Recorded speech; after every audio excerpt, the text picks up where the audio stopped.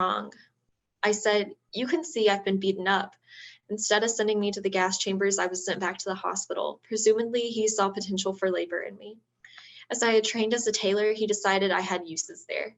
The soldiers wanted to look nice, so they came to me in the hospital if they wanted their uniforms fixed up. The very fact that my new job meant I didn't have to get up in the morning in the harsh winter in thin clothes, standing around for hours for the head count was a big thing. It meant that being a tailor saved my life. That Mengele, they call him a doctor, but he was as much a doctor as I'm an army general, a complete fake of a man who I was too scared to look in the eye. I saw him day in, day out for months and was one of the 152 Jews in his care. One of the experiments he carried out on me was to take blood from my arm and inject it in my rear end. I have no idea what he was trying to prove. For some astonishing reason, he saved me a second time. After the decision was made to clear the hospital and 150 people were sent to the gas chambers, except for me and a boy from Saloniki.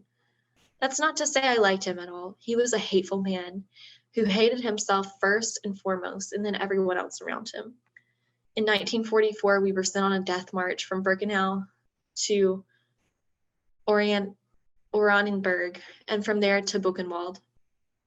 Then to a quarry, where we were ordered to drill into the mountains to make some sort of secret city. From there, we walked back to Buchenwald.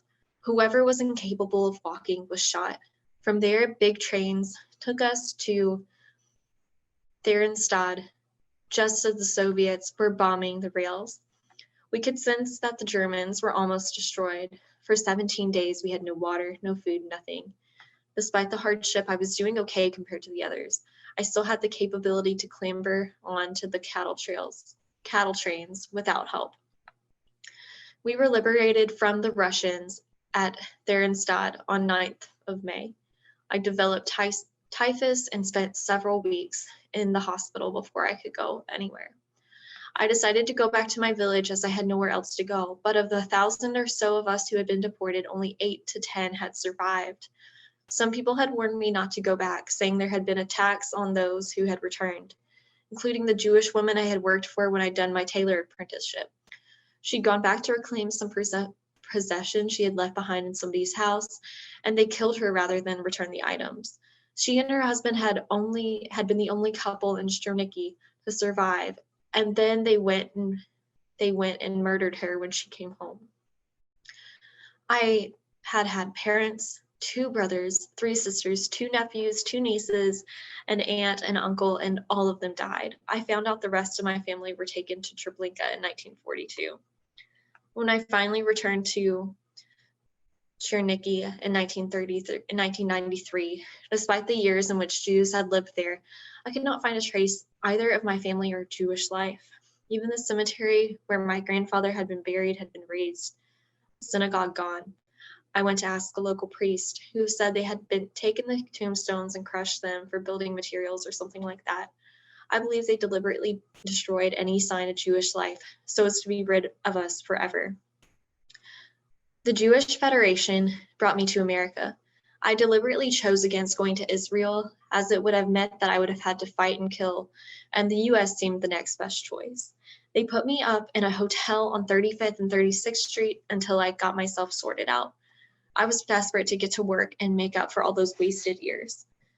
I started looking for work as soon as I arrived, finding a job earning $35 a week. And by 1955, I had opened my own business in Brooklyn, Queens, and as a tailor, I think I did okay. I worked for some dignitaries, including Henry Kissinger and Nancy Reagan. And I also did a lot for the Johnsons. I'd be putting together the garments designed for them by the likes of Oscar de la Renta or Jeffrey Bean. The US gave me a pretty good life. In fact, I'd say I find my heaven here.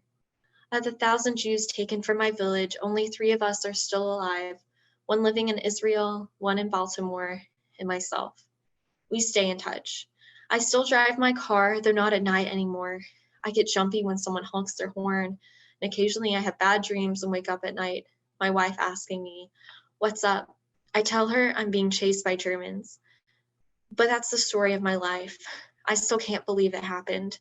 When I sit down and watch programs on the Holocaust on the History Channel, it's as if I'm watching some made-up horror film. I have to go back to Auschwitz one last time. I feel like I own the place, having spent almost 2 years of my life there. I never forget it, and I don't want to forget it because it's effectively the story of my life.